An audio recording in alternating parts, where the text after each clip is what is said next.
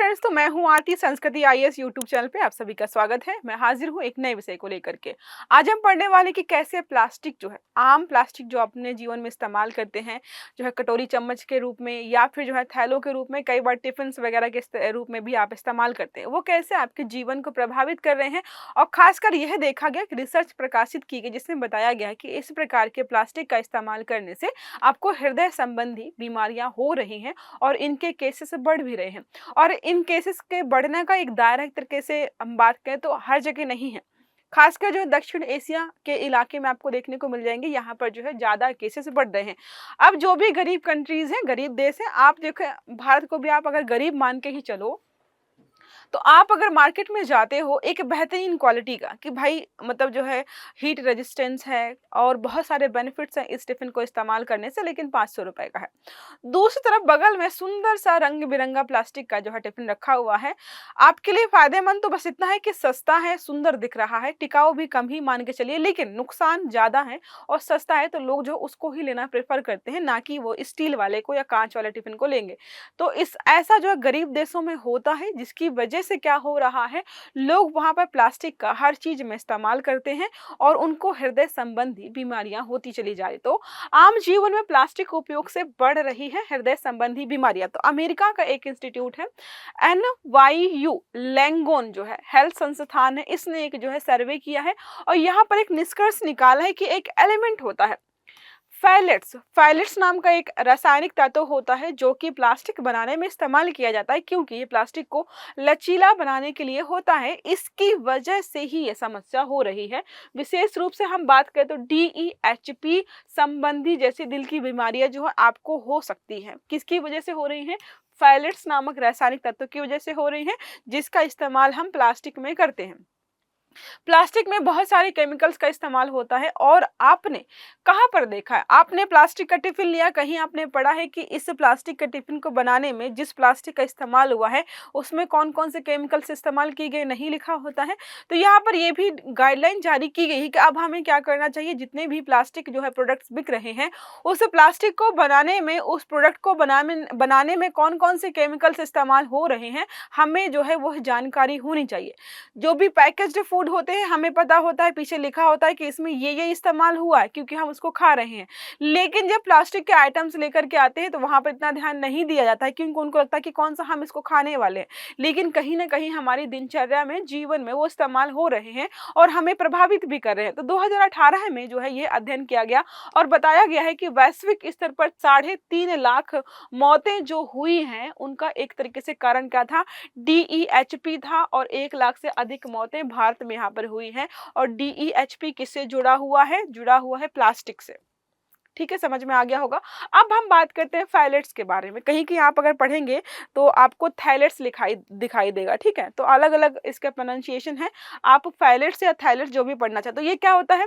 Plastic को लचीला, टिकाऊ और पारदर्शी बनाने के लिए इस्तेमाल किया जाता है। देखो, नॉर्मल जो सस्ता प्लास्टिक होगा जिसमें ये भी इस्तेमाल नहीं करते हैं, तो वो टायर आपने देखा वो प्लास्टिक का होता है, ना ही पारदर्शी होता है, ना ही बहुत लचीला होता है। तो अगर प्लास्टिक की जो है क्वालिटी को आपको और बेटर बनाना है तो इस प्रकार के एलिमेंट्स का इस्तेमाल किया जाता है। सामान्य फाइलेट्स होते हैं, खासकर पैकेजिंग, प्लास्टिक कंटेनर्स, खिलौने और मेडिकल डिवाइसेस में इसका इस्तेमाल किया जाता है। अब मान लो टिफिन वगैरह जो भी आप इस्तेमाल कर रहे हो, कई बार जो है उनके नुकसान क्या होंगे हमें पता ही नहीं है।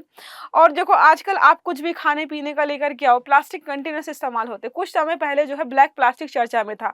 ब्लैक प्लास्टिक देखा होगा आपने, जो है टिफिन वगैरह ब्लैक कलर के होते हैं, स्पून्स वगैरह होते हैं ब्लैक कलर के, और बहुत ट्रेंडिंग में है। मतलब आप अगर जोमेटो, स्विगी से खाना ऑर्डर करेंगे तो आपको उन्हीं ब्लैक प्लास्टिक्स में ही जो है खाना दिया जाता है, क्योंकि वो हीट रेजिस्टेंस होते हैं। पहले क्या, देखो अब पॉली बैग्स वगैरह में या किसी अन्य प्रकार की चीज में तो वो खाना पैक करके भेजेंगे नहीं, तो उनको चाहिए था कि कोई ऐसा मटेरियल मिले या ऐसा कोई सब्सटेंस मिले जो सस्ता भी हो और ज्यादा गर्मी से, जो मतलब ज्यादा हीट से प्रभावित भी ना हो। तो उन्होंने ब्लैक प्लास्टिक बनाया। लेकिन लॉन्ग टर्म में प्लास्टिक पॉल्यूशन को फैला भी रहा है और यहाँ पर रिसर्च में बताया भी गया था कि ब्लैक प्लास्टिक जो है कैंसर का कारक है। फिर भी आप अभी भी ऑर्डर करेंगे तो आपको उसी में खाना जो है मिलेगा, क्योंकि हमारे यहाँ पर रेगुलेशन जो है प्लास्टिक का बहुत बेहतर तरीके से नहीं किया जाता है। भारत में तो खासकर, भारत में जो कितनी बार बोला गया कि सिंगल यूज प्लास्टिक नहीं इस्तेमाल होगा, लेकिन सब इस्तेमाल कर रहे हैं। बड़े जो है लेवल पे इस्तेमाल किया जा रहा है। अब यहाँ पे हम बात करते हैं ये जो रासायनिक तत्व है उससे जो है स्वास्थ्य में प्रभाव क्या पड़ता है? तो हृदय संबंधी रोग होंगे, आपको जो है रक्तचाप, हृदय की धड़कन, असामान्यता, धमनियों की कठोरता, ये सारा देखने को मिलेगा। इसके अलावा प्रजनन क्षमता पर भी ये प्रभाव डाल रहा है। शुक्राणुओं की जो है गुणवत्ता में गिरावट आ जाती है। हार्मोनल जो है इम्बैलेंस शुरू हो जाता है, प्रतिरक्षा प्रणाली आपकी कमजोर होती है। हार्मोनल असंतुलन की बात करें तो एंडोक्राइन डिसरप्शन शुरू हो जाता है, जिससे क्या होता है शरीर की जैविक की प्रक्रियाएं जो भी होती है वो प्रभावित होना शुरू हो जाती है। और कई बार ऐसा होता है कि लॉन्ग टर्म या परमानेंटली जो है आपकी बॉडी में कोई सूजन होती है वो बनी रहती है। उसका कारण भी जो है एक तरीके से यही होता है। अब यहाँ पर बात की, जो अध्ययन किया गया है उसकी लिमिटेशंस क्या है, मतलब हम इसको बेहतर तरीके से और करना पड़ेगा, या हम मान लें कि जो ये रिसर्च की गई है वो बहुत अच्छी नहीं है। इसमें कुछ कुछ चीज़ें ऐसी हैं जो कि हमारे कुछ सवालों का जवाब नहीं दे पाती। पहला यहाँ पर है कि एपिडियोमोलॉजिकल जो है मॉडल आधारित है। इसका मतलब यहाँ पर यह है कि कारण क्या है और प्रभाव क्या पड़ेगा, इस प्रश्न का उत्तर देने में ये जो है अक्षम है। ठीक है। दूसरा हम बात करें तो ये जो डेटा लिया गया है अलग अलग देशों से लिया गया है। कुछ देशों में प्रभावित है, कुछ देशों में जो है नीतियों में अंतर के कारण जो है यहाँ पर जो है कैसे हम बेहतर तरीके से इसको लागू कर पाएंगे, ये थोड़ा सा यहाँ पर जो है अनुमान लगाना मुश्किल हो रहा है। तो पहला क्या है, कारण और प्रभाव की पुष्टि नहीं कर रहा, ये लिमिटेशंस है। दूसरा ये है कि इससे होने वाले प्रभाव क्या होंगे सटीक तरीके से हम नहीं लगा सकते हैं, क्योंकि अलग अलग जगहों में प्लास्टिक को लेकर अलग अलग प्रकार की नीतियां बनाई गई हैं। जैसे हमने बात की ब्लैक प्लास्टिक की, तो ब्लैक प्लास्टिक बहुत जगह बैन है, इस्तेमाल ही नहीं होता है। अब यहाँ पे बात करें तो भारत की स्थिति क्या है। भारत की स्थिति प्लास्टिक पोल्यूशन के मामले में बहुत खतरनाक है। बहुत बार मना करने के बावजूद भी लोग धड़ल्ले से इस्तेमाल करते हैं। जब सरकार मना कर देती है, बैन करवा देती है, तो लोग ब्लैक में खरीदना शुरू करते हैं, चुपके से जो है इस्तेमाल करते हैं। तो इसका मतलब है लोगों के अंदर जागरूकता की कमी है। प्लास्टिक जो है बिना नियंत्रण के उपयोग हो रहा है। यहाँ पर जो है कचरा प्रबंधन की भी कमी है। यहाँ पर हम भले ही जो है ग्रीन डिब्बा जो है, ग्रीन बॉक्स, ब्लू बॉक्स जो है, अलग अलग प्रकार के जो कचरा फेंकने के लिए आते हैं, आपके आसपास जो है कहाँ पर ऐसा है कि गीले कचरे और सूखे कचरे को अलग अलग फेंका जाता है? कहीं नहीं। तो कचरा प्रबंधन नीति जो है भारत में कमजोर है। और इसके अलावा जो है गरीब और निम्न आय वर्ग के जो भी लोग होते हैं, मध्यम वर्ग के लोग होते हैं, वो क्या करते हैं, अधिक सस्ते और जो है टिकाऊ प्लास्टिक का इस्तेमाल करना चाहते हैं। टिकाऊ का मतलब फ्लेक्सिबिलिटी, फ्लेक्सिबिलिटी का मतलब जो है थैले, जो हमने पढ़ा केमिकल जो है उसका इस्तेमाल वहां पर होगा ही होगा, जो कि आपकी जीवन शैली को प्रभावित करेगा। अब यहाँ पर बात करते हैं नीतिगत प्रतिक्रिया की, कि अलग अलग देशों ने प्लास्टिक के खिलाफ किस प्रकार के नियमों को लागू कर रखा है। यूरोपीय संघ की बात करें तो डीईएचपी जैसे रसायनों पर, खिलौनों और कॉस्मेटिक्स उत्पादों पर प्रतिबंध है। ठीक है, यहाँ पर प्रतिबंध लगा रखा है। संयुक्त राष्ट्र की बात करें तो वैश्विक प्लास्टिक संधि जो है यहाँ पर बातचीत हो रही है। भारत में बात करें तो सिंगल बैग और प्लास्टिक बैग्स और जो है सिंगल यूज प्लास्टिक पर बैन है। लेकिन कितना बैन है हमें पता है, क्योंकि यहाँ पर जो है इसका रेगुलेशन कमजोर है, हम इसको जो है सख्ती से लागू नहीं कर पा रहे। दूसरा हम बात करें समाधान और सुझाव की, क्या हो सकता है। व्यक्तिगत स्तर पर यह है भाई कि हम क्या करें, अपने स्तर पर अगर हमें अपने आप को सुरक्षित रखना है तो पहला करना है माइक्रोवेव और डिश वॉशर का इस्तेमाल आपको नहीं करना है। माइक्रोवेव में क्या होता है, प्लास्टिक्स वगैरह के बर्तनों का इस्तेमाल होता है, जो कि आपके खाने में किसी न किसी रूप में माइक्रो प्लास्टिक के रूप में जाता है, नैनो प्लास्टिक के रूप में जाता है। स्टील, कांच के या मिट्टी के बर्तन इस्तेमाल करिए। प्लास्टिक की पैकेजिंग वाले जितने भी खाद्य पदार्थ हैं उनसे आपको बचना चाहिए। ये हो गया व्यक्तिगत स्तर पर। अब सरकारी और वैश्विक स्तर पर बात करें कि सरकार को जो है बड़े स्तर पर क्या करने की आवश्यकता है। फाइलेट्स जैसे खतरनाक जो भी रासायनिक हैं, रसायन, उन पर जो है वैश्विक प्रतिबंध लगाने की आवश्यकता है, कि ये जो रसायन है ये बनने ही नहीं चाहिए और प्लास्टिक वगैरह में इस्तेमाल नहीं होने चाहिए। जन जागरूकता अभियान, लोगों को जागरूक करने की आवश्यकता है। सख्त लेबलिंग हो कि जो भी प्रोडक्ट बनाया गया इसमें किस प्रकार के केमिकल्स का इस्तेमाल किया गया है, ताकि उपभोक्ता को पता हो कि वो किन चीजों का कंजम्पशन कर रहा है। वैकल्पिक सुरक्षित सामग्री, अगर आप प्लास्टिक को आज अचानक से बंद कर देंगे और आपके पास इसका कोई अल्टरनेटिव अवेलेबल नहीं है, तो जाहिर सी बात है प्लास्टिक ब्लैक में बिकेगा ही बिकेगा। तो आपको क्या करना है, रिप्लेसमेंट बेहतर ढूंढना है, ताकि लोग अगर प्लास्टिक से दूसरे में स्विच करें तो उनको लगे कि ठीक है, पर्यावरणीय नुकसान भी नहीं है और पहले जितना ही किफायती भी है। तो ये सारा आपको करना पड़ेगा। ठीक है। अब यहाँ पे बात करते हैं आखिरकार प्लास्टिक है क्या। तो प्लास्टिक जो है एक कृत्रिम रूप से निर्मित पॉलीमर होता है। जब शुरू में प्लास्टिक बनाया गया तो इसको एक जादुई चीज़ के रूप में देखा गया कि वाह! क्या चीज़ बनाई है, धूप में नहीं खराब हो रही, पानी में सरा खराब नहीं हो रही है, हर मौसम में टिकाऊ है, खराब ही नहीं हो रही है। अब जो हमें पहले चमत्कारी लग रहा था वही समस्या हो रहा है कि खराब नहीं हो रही है। 100-100 साल, 2-2 साल, 3-3 100 साल मतलब हज़ारों सालों तक पड़े रहने की इसमें क्षमता है। हो सकता है आपकी 3 पीढ़ियाँ जो है जन्म लेकर खत्म हो जाएँ, लेकिन एक टूथब्रश जो आपने जो है छज्जे पे रखा था, वो वहीं पे रखा रहेगा। उसको जो है कंपोज़ होने में या जो उसको खत्म होने में सालों-साल लगेंगे और यही समस्या है इसकी। पेट्रोलियम हो गया, प्राकृतिक गैस हो गया, कोयले से प्राप्त किया जाता है, हल्का है, टिकाऊ है, लचीला है, सस्ता है। हर क्षेत्र में आप इसका इस्तेमाल कर सकते हो, पैकेजिंग में, वाहन निर्माण में, इलेक्ट्रिक चिकित्सा सब में इस्तेमाल होता है। रासायनिक दृष्टि से देखें तो लंबी चेन वाले हाइड्रोकार्बन पॉलीमर से बनता है, पॉलीएथिलीन, पॉलीप्रोपाइन और जो है पॉलीप्रोपोलाइन जो है, प्रोपाइलिन और पीवीसी आदि के रूप में जो है इसको बनाया जाता है। ठीक है? समझ में आ गया होगा। अब बात करते हैं प्लास्टिक के प्रकार। तो प्लास्टिक के भी अलग-अलग प्रकार के होते हैं। ऐसा नहीं कि सारे प्लास्टिक एक ही प्रकार के होते हैं। कई प्लास्टिक आपने देखा होगा टूट जाते हैं, कई प्लास्टिक बेंट हो जाते हैं, कई प्लास्टिक ऐसे होते हैं गर्म अगर एक बार करेंगे आप, दोबारा उनको दूसरे साँचे में ढाल दीजिए। कुछ ऐसे प्लास्टिक है गर्म करने के बाद आप उनको दूसरे फॉर्म में जो है नहीं बना सकते। तो बात करते हैं थर्मोप्लास्टिक की। थर्मो मतलब गर्मी वाला प्लास्टिक, ठीक है?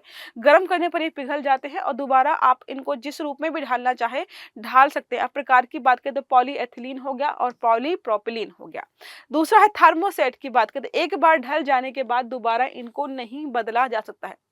टूट जाएँगे या फिर जो है वो खराब हो जाएँगे। बेकेलाइट हो गया और मेलामाइन हो गया। नेक्स्ट हम बात करते हैं वैश्विक प्लास्टिक उत्पादन की कि पूरे विश्व में कितना प्लास्टिक उत्पादित किया जा रहा है। तो डेटा ये 2023 का है हमारा कि दुनिया में लगभग 41 crore ton 410 million ton plastic का उत्पादन यहाँ पर हुआ है। यदि ऐसे ही चलता रहा तो बोला जाए कि 2050 तक प्लास्टिक का उत्पादन 1.1 अरब टन हो जाएगा, जो कि अपने आप में बहुत खराब स्तर है। अब बात करते हैं किन-किन देशों का कितना पार्टिसिपेशन है इतना सारा प्लास्टिक उत्पादन में। तो चीन जो है यहाँ पर सबसे पहले नंबर पर है, 32% चीन ने उत्पादित किया है। यूरोपीय संघ ने जो है 15% है, अमेरिका ने 14% और जो है भारत ने 4%। तो देखो यही जो है कितना सारा परसेंटेज लेकर बैठे हुए हैं।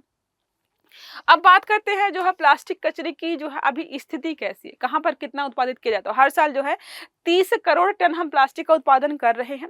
90% जो है 90% से जो ज़्यादा प्लास्टिक ऐसा है जिसको हम क्या नहीं कर पाएंगे, कभी भी पुनर्नवीकरण मतलब जैसे हमने देखा पिघला कर दूसरे फॉर्म में या किसी दूसरे रूप में परिवर्तित करके किसी दूसरी चीज़ के रूप में इस्तेमाल कर रहे हैं। तो 90% प्लास्टिक ऐसा है जिसको हमें फेंकना पड़ेगा और वो रीयूजेबल नहीं है।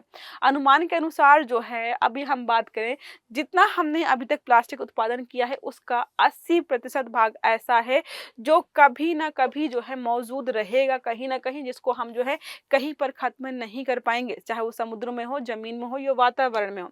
जितना हमने अभी तक प्लास्टिक इस्तेमाल कर लिया है उसका 20% ही किसी दूसरे रूप में इस्तेमाल कर पाए हैं।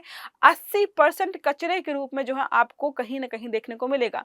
कहते हैं कि समुद्र के नितल से लेकर जो है पर्वत की चोटी तक आपको प्लास्टिक मिल जाएगा। इवन आजकल तो ऐसा है कि नवजात बच्चे के जो है ब्लड में भी आपको माइक्रो प्लास्टिक और नैनो प्लास्टिक जैसी चीज देखने को मिल रही हैं, क्योंकि हर जगह प्लास्टिक है। हवा में प्लास्टिक है, पानी में प्लास्टिक है, जलीय जीवों में प्लास्टिक है, स्थलीय जीवों में प्लास्टिक है, हर जगह जो है प्लास्टिक आपको देखने को मिलेगा। अब बात करते हैं खतरनाक है क्या। आपको ये लग रहा है कि ये बड़ा सा पेन प्लास्टिक का है, ये खतरनाक है, या जो है मोबाइल फोन्स हो गए या जो भी चीजें हैं प्लास्टिक की वो खतरनाक है। नहीं, जब ये माइक्रो प्लास्टिक के रूप में टूटकर आपकी जो है जीवन में जो है एंटर करती हैं तब खतरनाक हो जाती हैं। जो माइक्रो प्लास्टिक्स होते हैं वो 5 मिलीमीटर से भी कम के जो है टुकड़े होते हैं। ठीक है, ये पानी में, भोजन में, हवा में, मानव रक्त में, आपके ब्लड में भी बहेंगे और आपका ब्लड जो है उसको जो है आइडेंटिफाई नहीं कर पाता है, एंटीबॉडीज भी आइडेंटिफाई नहीं कर पा रही, वो उनके साथ बह रहा है। हार्मोन असंतुलन होता है, कैंसर, हृदय रोग और न्यूरोलॉजिकल विकार जो है आपको देखने को मिलेंगे। वैश्विक प्रयास की बात करें तो यूनेप ने क्या किया था, ग्लोबल प्लास्टिक ट्रीटी पर बातचीत हो रही है। ईयू, भारत, केन्या आदि देशों ने सिंगल यूज प्लास्टिक पर बैन लगा रखा है। एक्सटेंडेड प्रोडक्ट रिस्पॉन्सिबिलिटी की बात हो रही है। इसका मतलब है कि कोई कंपनी ए है अगर जो है वो 50 टन कार्बन जो है 50 टन प्लास्टिक का उत्पादन कर रही है तो इसको 50 टन जो है प्लास्टिक को जो है रीयूजेबल बनाना होगा या किसी भी तरीके से इतना मैनेज करना होगा, ये कंपनी की जिम्मेदारी होगी। ये यहाँ पर जो है किया जा रहा है। अब हम प्रश्न देखते हैं। प्रश्न हमारा इसी आर्टिकल से संबंधित है, जो मोस्ट इंपॉर्टेंट एलिमेंट था फैलेट्स। फैलेट्स से संबंधित है, तो बोला है फैलेट्स के बारे में निम्नलिखित कथनों में से कौन सा सही है। पहला है ये प्लास्टिक को अधिक कठोर और मजबूत बनाने के लिए किया जाता है। दूसरा है ये हार्मोन व्यवधान का कारण बन सकता है। तीसरा है इसका उपयोग बायोडिग्रेडेबल प्लास्टिक में किया जाता है। तीसरा है भारत में इन पर पूर्ण प्रतिबंध लगाया जा चुका है। जब भी कोई स्टेटमेंट ऐसा एब्सोल्यूट हो, आपको मान के चलना है कि वो कथन हमारा है वो गलत है। ठीक है, तो आपको इसका सही आंसर जो है कमेंट बॉक्स में देना है। आई होप ये आर्टिकल आपको समझ में आया होगा और हेल्पफुल भी रहा होगा। तो वीडियो को लाइक करना नहीं भूलना है, चैनल को सब्सक्राइब करना है, ताकि इस प्रकार के जितने भी आर्टिकल इन फ्यूचर आने वाले हैं वो सारे आपको समय पर मिलते रहें। तो अच्छे से पढ़िएगा। Have a good day. Thank you.